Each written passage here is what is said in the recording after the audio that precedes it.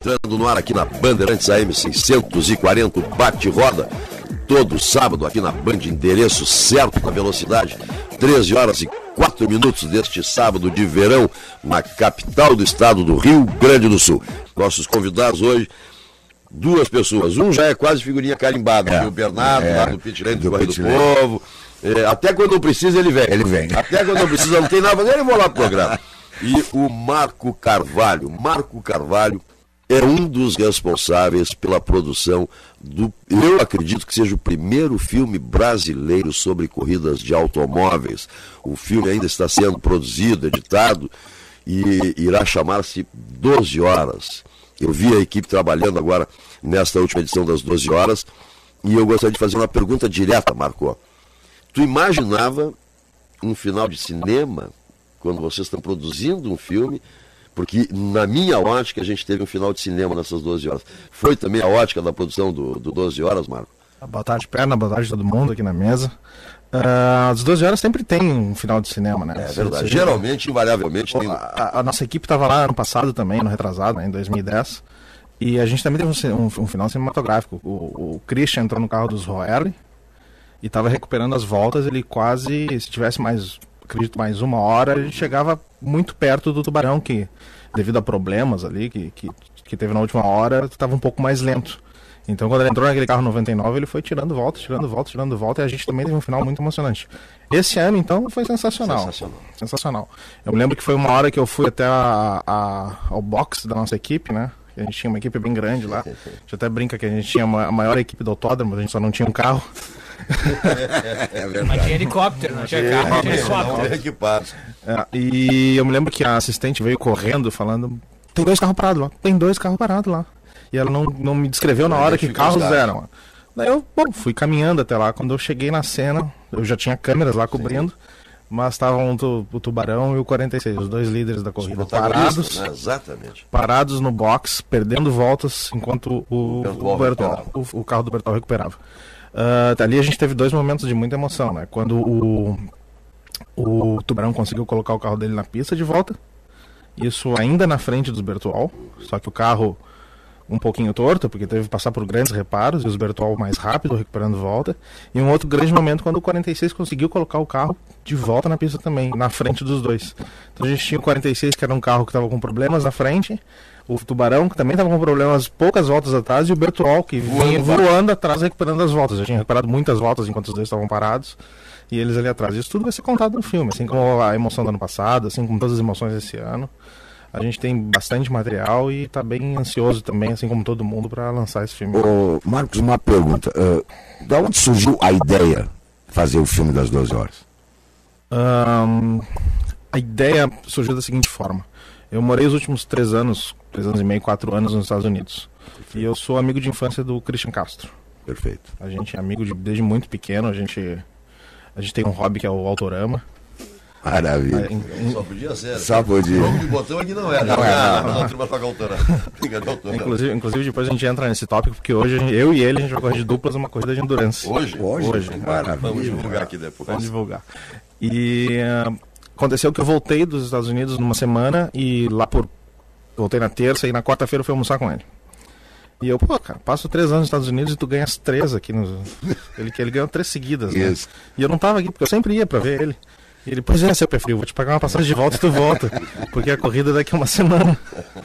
E eu, a corrida daqui a uma semana, eu recém tinha chegado na produtora, na Cápsula Filmes, que é a produtora que eu trabalho. E eu terminei de almoçar com ele, cheguei na produtora, peguei o Alexandre Coimbra e o Daniel Acampra, que são os 2 produtores executivos. Cara, tem uma ideia, vamos fazer um mini documentário. Vamos lá, com meia dúzia de câmeras, a gente vai pelo ponto de vista de uma equipe, porque eles ele ganhou com o Juliano Moro, uma delas, mas duas com a equipe do Luciano Motim, com o João Santana, com o Carlos Crai, com o Vitor Gens. A gente vai pelo ponto de vista daquela equipe.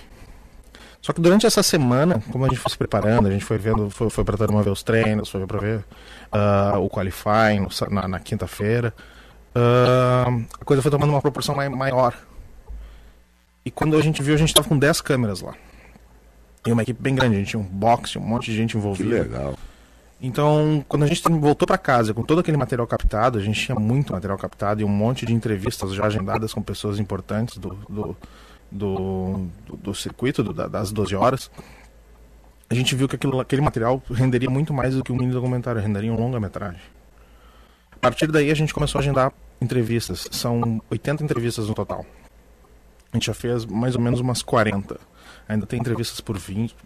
Até eu sofro com isso porque tem gente que não foi entrevistada ainda e acha que foi esquecida.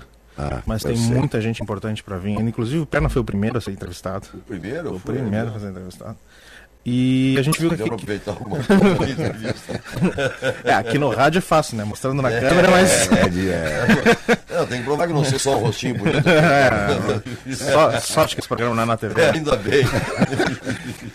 A gente começou a fazer um monte de entrevista e uma entrevista vai aumentando mais a história, porque a gente começa a saber de coisas novas e coisas curiosas, e uma entrevista leva a outra. E por mais que eu não participo, mas por mais que eu esteja lá, eu fui lá em 93, fui lá em 94, fui lá em 99. 99, inclusive, a gente trabalhou no carro do Castrinho, eu e o Christian já era um pouco maior, a gente estava lá com uma bomba de gasolina, correndo de um lado pro outro, mas a gente estava lá dentro do box. A gente viu que uma entrevista levava a outra, assim, um cara indicava a outro, cara, não, mas, pô, essa história, tu tem que ouvir essa história, vai lá no fulano de tal. E a gente foi indo. Quando vê, a gente já tem, antes dessa edição, a gente já tinha 100 horas de material. Meu Deus. Agora, com essa, provavelmente a gente vai ter 120, 115 horas. Fora as outras. Fazer uma trilogia, então. É verdade. Agora na moda trilogia. Se fosse uma trilogia, se chama 36 horas. Então a gente tem muito material. Isso é um problema também que estamos sofrendo, porque tu faz uma entrevista com alguém, a pessoa liga de volta e fala, poxa, não foi legal, vamos fazer de novo, porque eu esqueci de contar uma coisa que é muito importante. Ou alguém liga, pô, tu não entrevistou o fulano? Pô, fulano é muito importante, tu tem que entrevistar. Liga pro fulano. Então as pessoas, eu preciso que elas entendam que o filme tem 1h20 de duração e eu vou tentar contar toda a história, mas eu, por favor, ninguém fique ferido por isso. Porque é muito pouco tempo, tem muito material, a corrida é maior do que qualquer...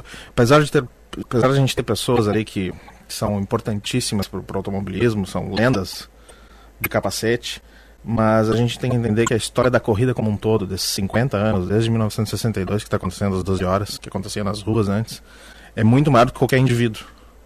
E o que a gente está tentando contar é a história de tudo. E os indivíduos fazem parte disso. Só de curiosidade, o 1h20 tem para ficar o 12 ali, é proposital.